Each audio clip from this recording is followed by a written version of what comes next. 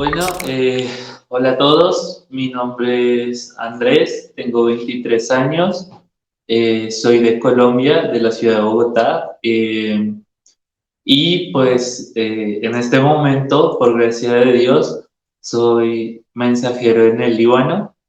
Ya llevo más o menos 6 meses de estar acá, de conocer la cultura, conocer el país, eh, la fe de las personas de aquí. Y pues eh, es un espacio en que voy a contar cómo el Señor puede obrar en uno si uno se deja.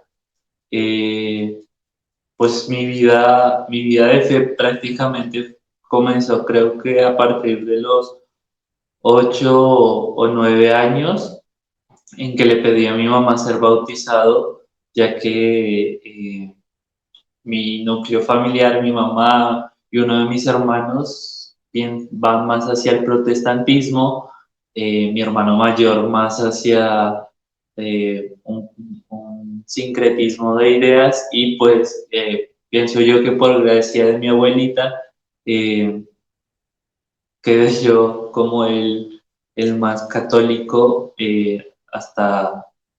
hasta que ya yo empecé a estudiar, empecé a leer un poco más.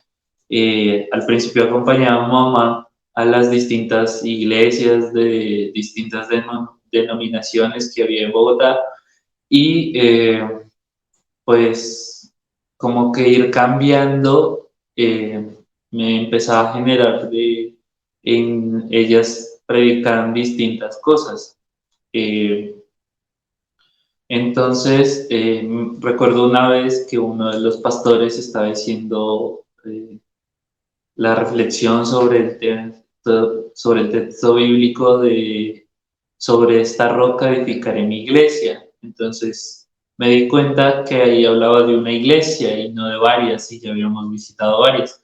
Entonces, empecé a leer, empecé a estudiar, empecé a ver las distintas iglesias grandes a través de los siglos, hasta que llegué a la Iglesia Católica, y de ahí, bueno, hasta Lutero en el siglo XVI, y de ahí algunas separaciones, pero siempre me llevaba a que era la que había fundado el Señor. Eh, Así que, bueno, empecé a leer un poco más sobre lo que enseñaba la iglesia, sobre esas pequeñas diferencias, que bueno, no son tan pequeñas, pero que separan de estas denominaciones. Y fue cuando ya le dije a mi mamá que no, que pues deseaba bautizarme. Ella siempre ha respetado como esa libertad, en base a lo que pensamos y opinamos. Y bueno, ahí empezó prácticamente. Me acerqué a la parroquia, empecé a participar como monaguillo, todo. Ahí fue donde ya más profundicé muchas preguntas que no podía. También aprendí mucho más sobre liturgia, sobre lo que era la Eucaristía. Y así fue pasando me atrevo a decir, mi primera etapa de fe. Eh, Luego, posterior a eso, más o menos cuando yo tenía 12 13 años, eh, en una adoración eucarística que hacíamos en mi parroquia los jueves, eh, no, o sea, no, se sentía como de un darse por entero, y no solamente pues ayudar como yo había ayudado hasta ahora. Eh, Poco a poco fui discerniendo, fui preguntándole al párroco todo. También la lectura de la vida de los santos hizo como que ahí fuera, me atrevo a decir, como ese primer llamado que sentí del Señor a dar mi vida totalmente por Él. Pero hay que admitirlo, era joven, era un adolescente y aunque uno haya tenido experiencias con el Señor, si no hay una buena guía por parte de un sacerdote o incluso uno mismo en esa época rebelde, pues me alejé del Señor. Me alejé del Señor, dejé de participar en la iglesia, empecé a ser un chico más rebelde, me pinté el cabello, eh, tengo tatuajes, o sea, en mí estaba alejarme del Señor porque eh, decía en mis adentros como eh, eh, yo quiero experimentar lo que el mundo experimenta, que para mí ahora en este momento fue una de las peores decisiones, no en el sentido de que haya hecho grandes cosas malas o como, como otras personas el Señor ha sacado, pero sí interiormente siempre estaba esa voz del Señor que me llamaba y tipo como el profeta, yo la callaba, pero era como un fuego que me devoraba internamente y pues eh, llegó un punto en que dije, no puedo más, no puedo más. Entonces, pues como el hijo pródigo, volví a la casa de mi padre y empecé como, bueno, ya habían pasado 2 años desde que no estaba así eh, en la iglesia, en las cosas de fe, y pues volví, empecé a ir a misa, a leer las escrituras, leer la vida de los santos, de los mártires, y siempre había pues, como le había dicho al Señor, sí, lo que quieras de mí, aquí estoy. Pues yo pensé más en el sacerdocio y en la vida religiosa. Entonces, conocí varias comunidades muy buenas, hice experiencia, pero siempre sentí en el interior como de que falta algo o como que no había una plenitud en cuanto a lo que hacía. Entonces, pues siempre le preguntaba al Señor qué quería Él.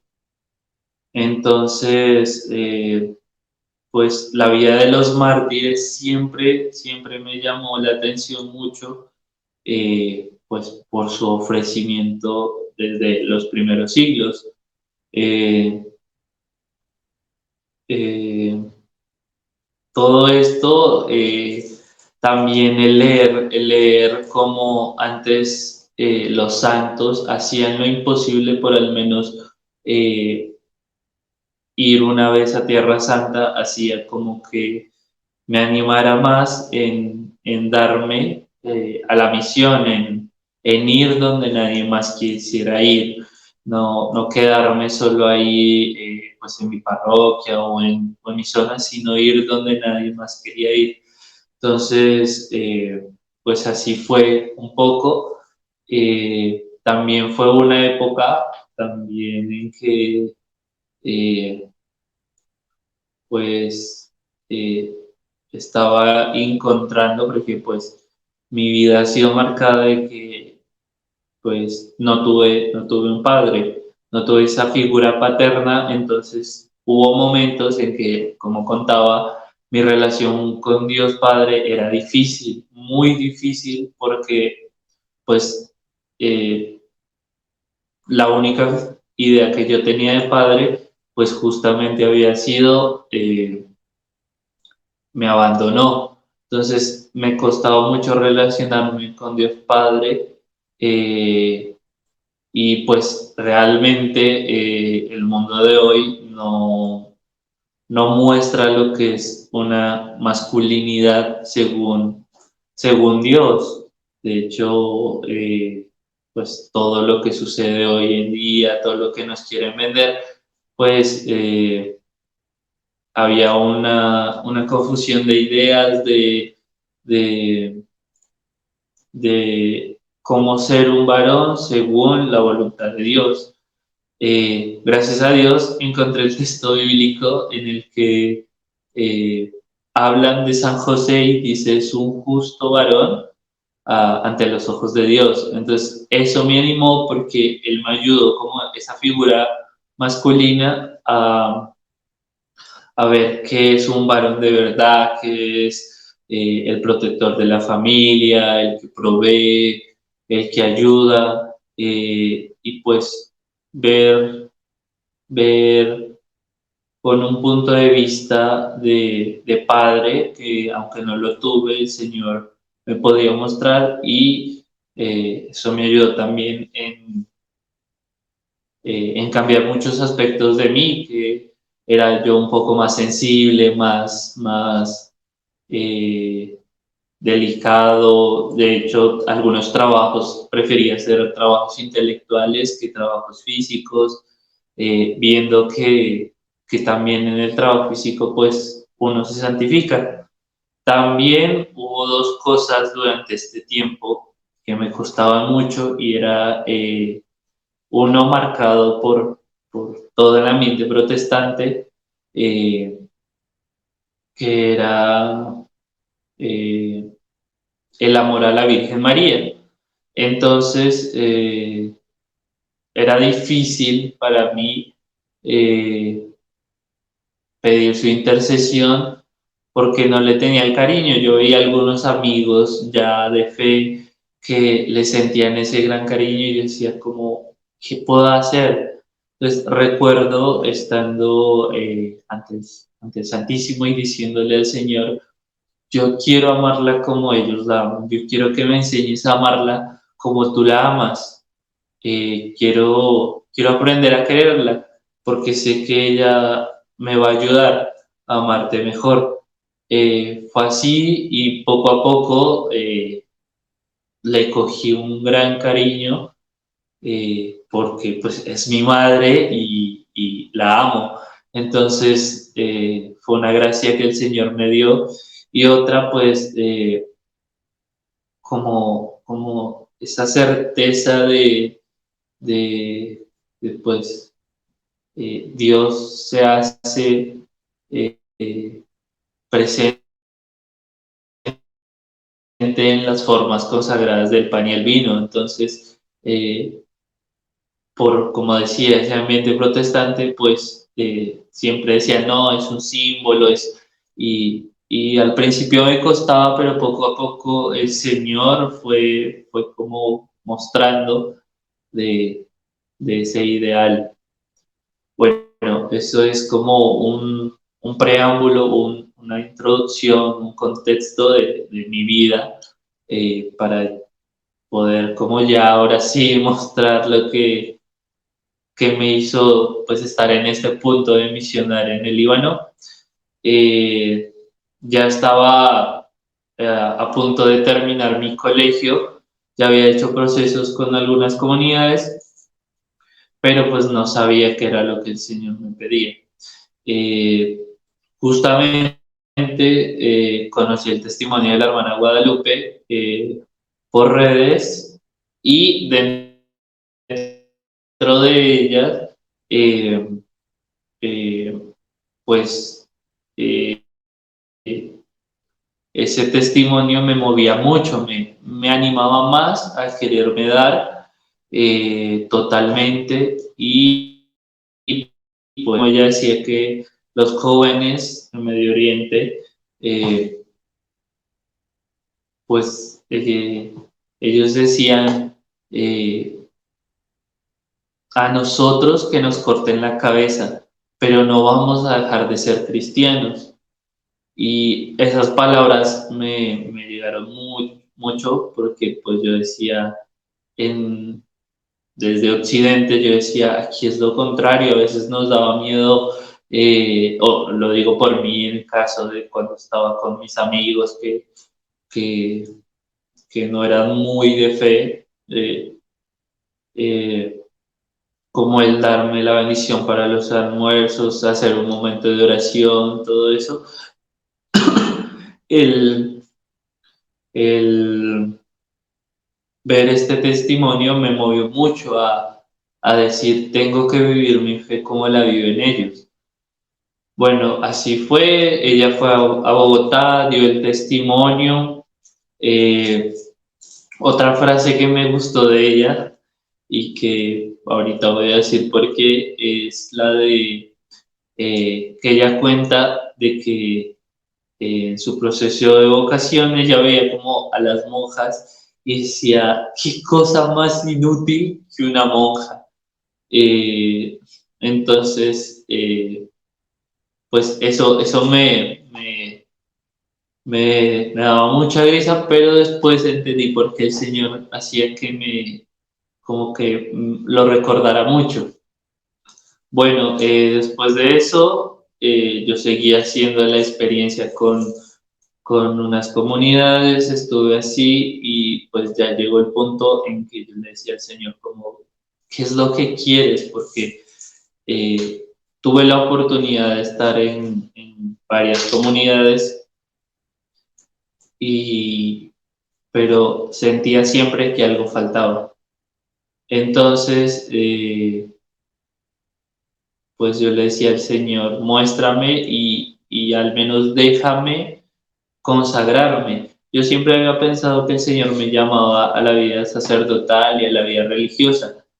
Jamás me imaginé quedarme en lo que pues hoy en día se conoce como un laico consagrado, una misión específica que el Señor ha dado y pues ahí es que yo recordaba porque interiormente yo pensaba como la Rona Golpe, yo decía, qué cosa más inútil, pero en el sentido de que un laico, pero en el sentido de que eh, pues yo veía a los sacerdotes, veía a los misioneros, veía a las religiosas consagrados totalmente, eh, eh, los, los sacerdotes pudiendo administrar los sacramentos, todo, pues para mí un laico era como que, bueno, da la catequesis, ayuda a organizar unas cosas, pero ya no le veía sentido. Entonces, y en su momento no había eh, conocido mucho acerca de comunidades que, que pues eh, tuvieran este estilo de vida. Así que bueno,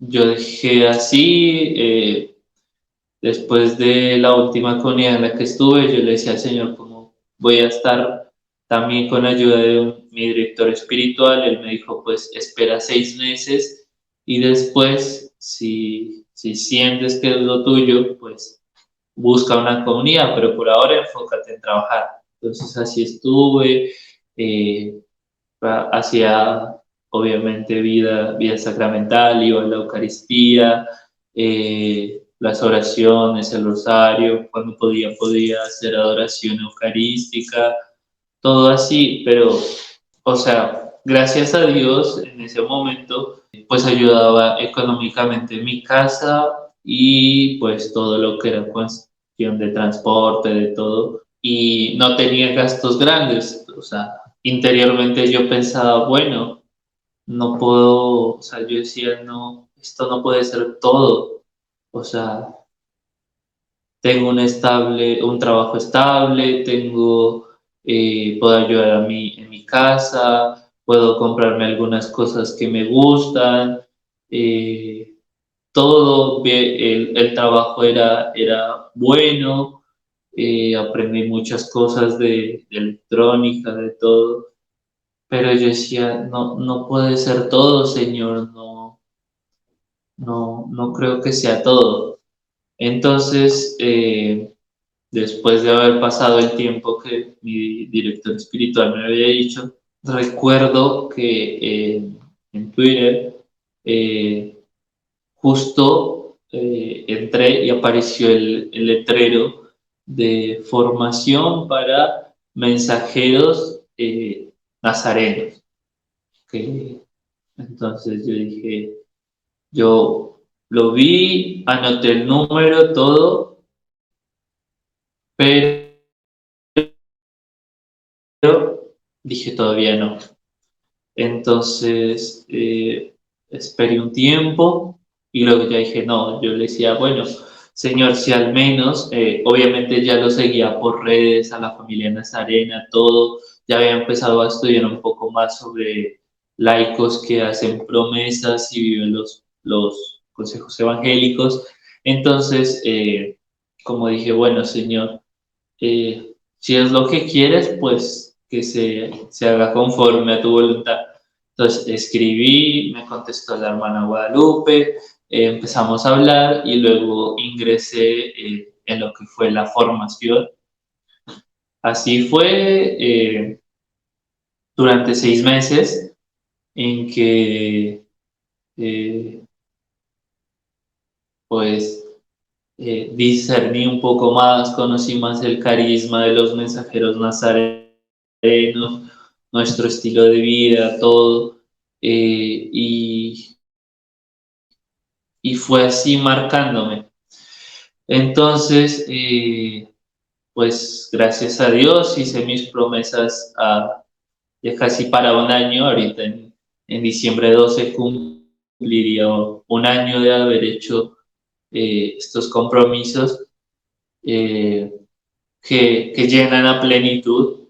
Eh, y ahora sí, ¿cómo surgió el estar aquí en la misión? Mientras yo estaba en Colombia, nuestro superior, perdón, nuestro eh, siervo general eh, eh, nos escribió un mensaje y nos dijo que justo se iba a abrir una misión en el Líbano, que quien deseara pues escribiera.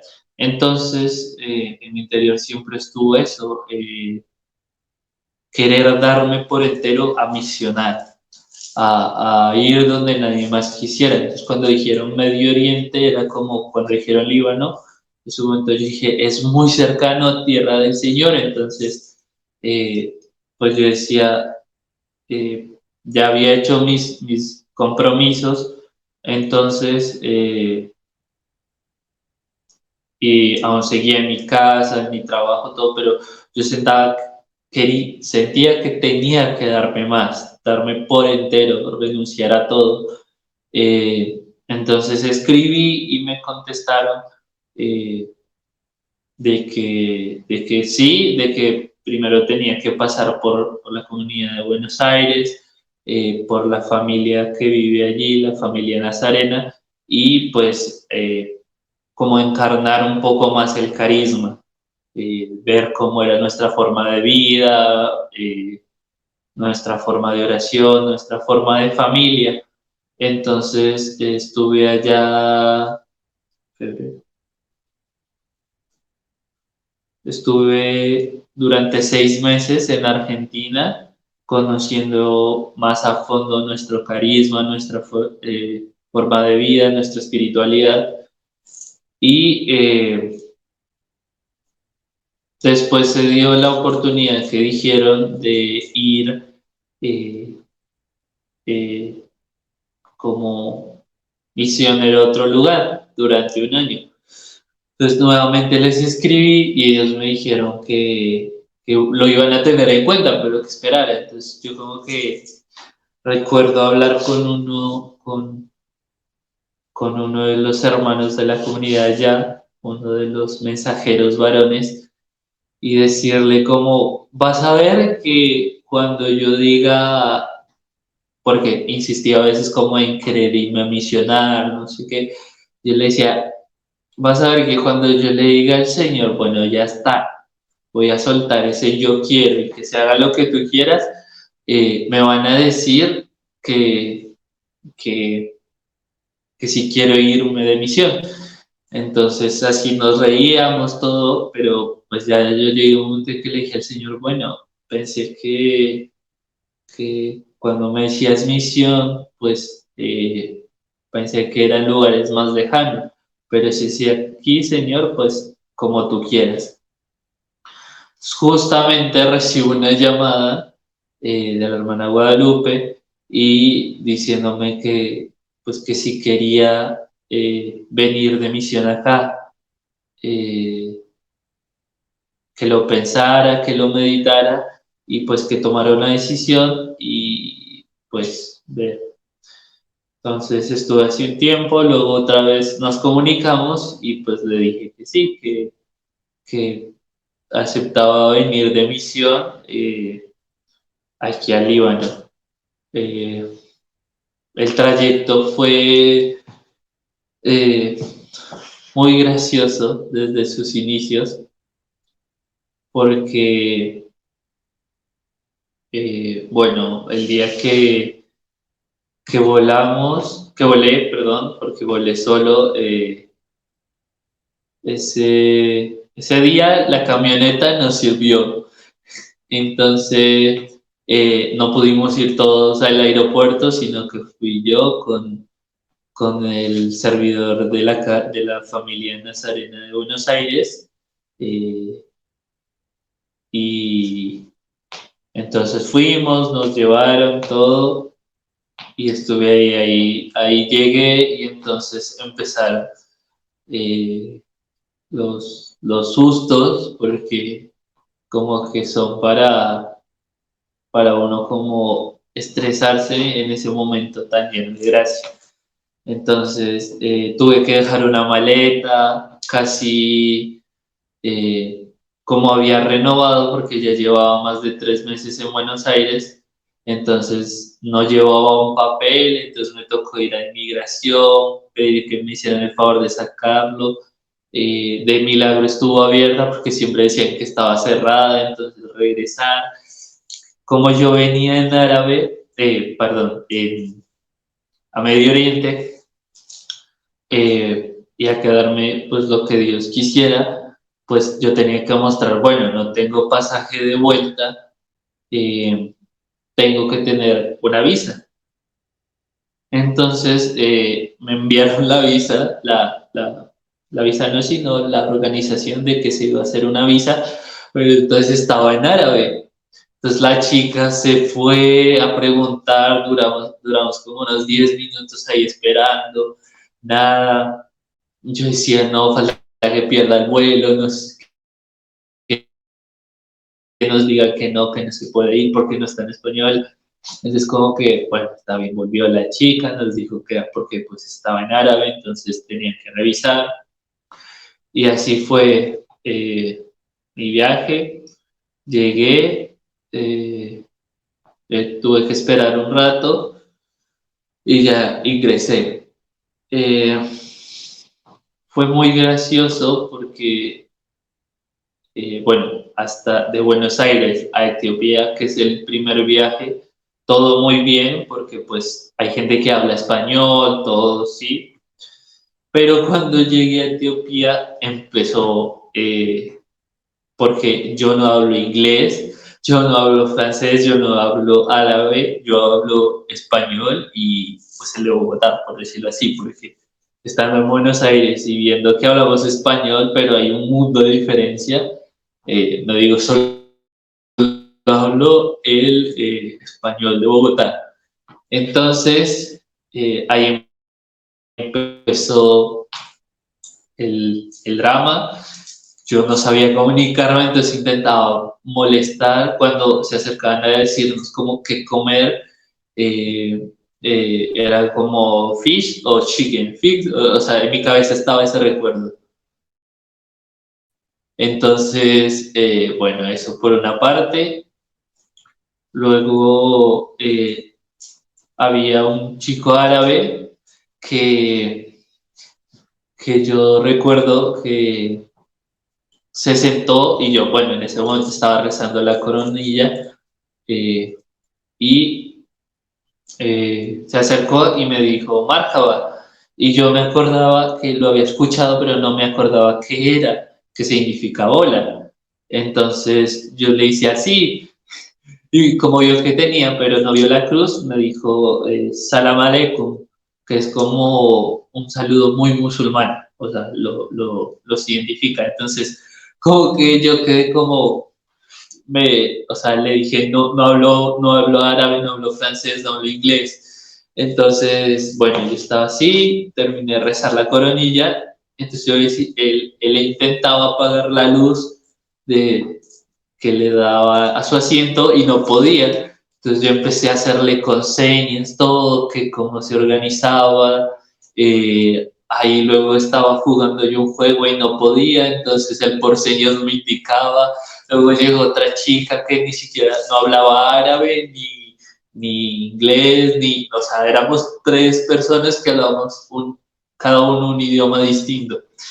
Pero aprendí ese gran lenguaje, que es el lenguaje de las señas, muchos dirían es el lenguaje del amor, pero en mi caso fue el lenguaje de las señas, y le explicábamos a ella también cómo prender y apagar la luz, hacíamos señas, todo de tomar, de ir al baño, de todo. Entonces, esa fue así mi experiencia con el lenguaje.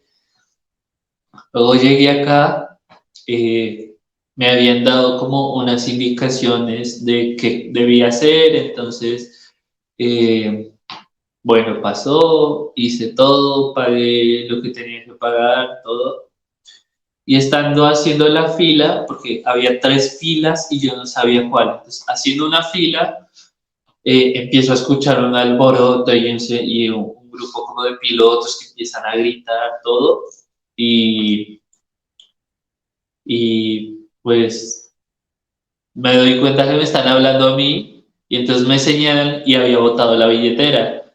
Entonces fue muy gracioso porque me dio mucha pena y yo dije, como Dios, no sé hablar.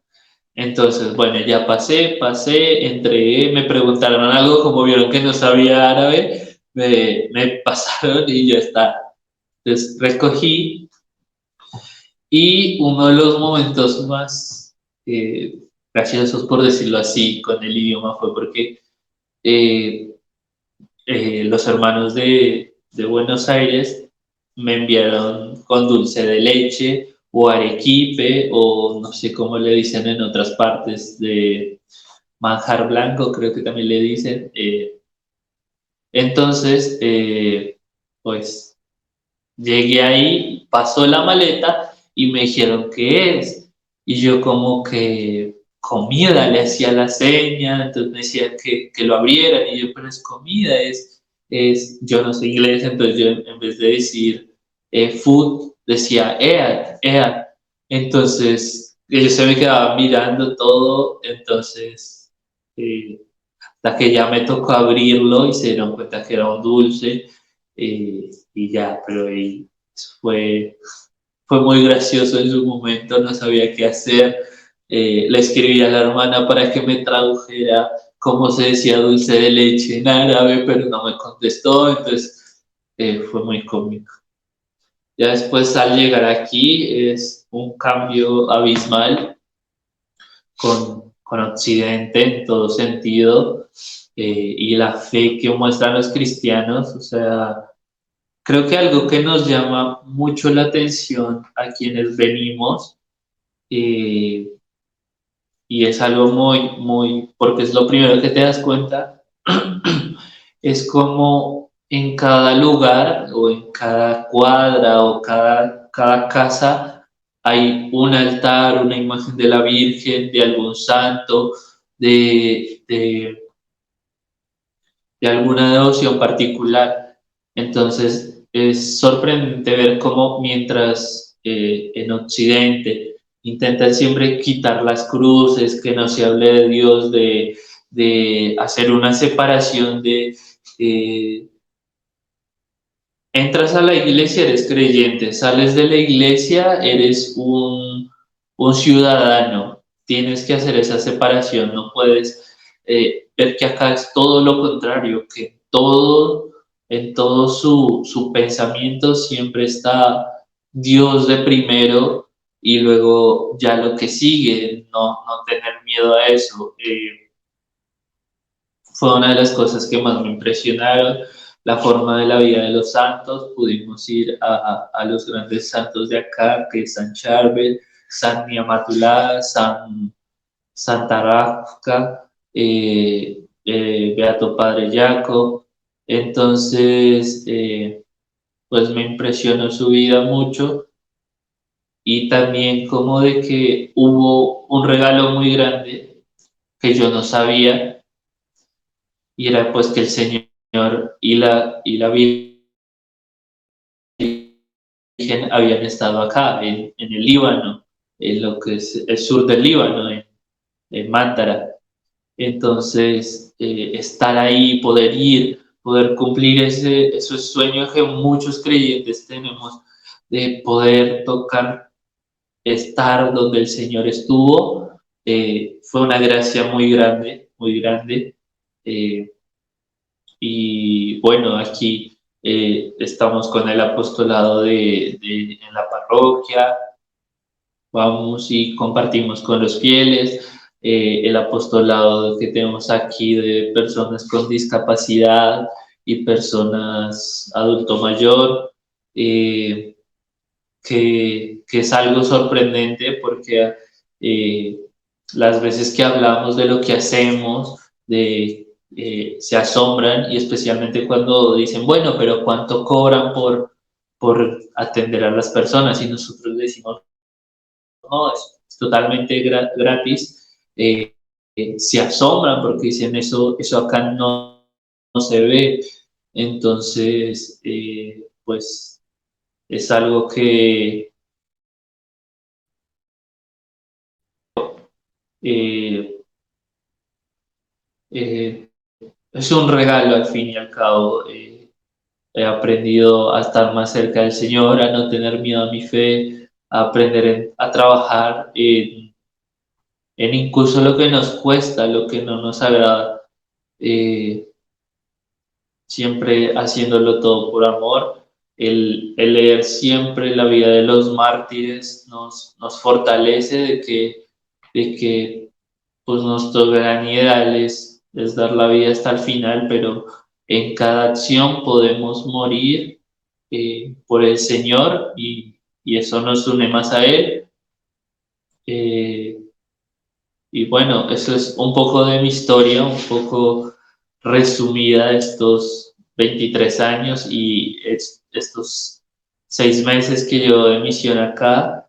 Eh, pero espero eh, se den cuenta que, que el darse al Señor es muy gratificante, es donde podemos encontrar la plenitud desde lo que el Señor nos llame, sea a una vocación sacerdotal, religiosa, como laicos.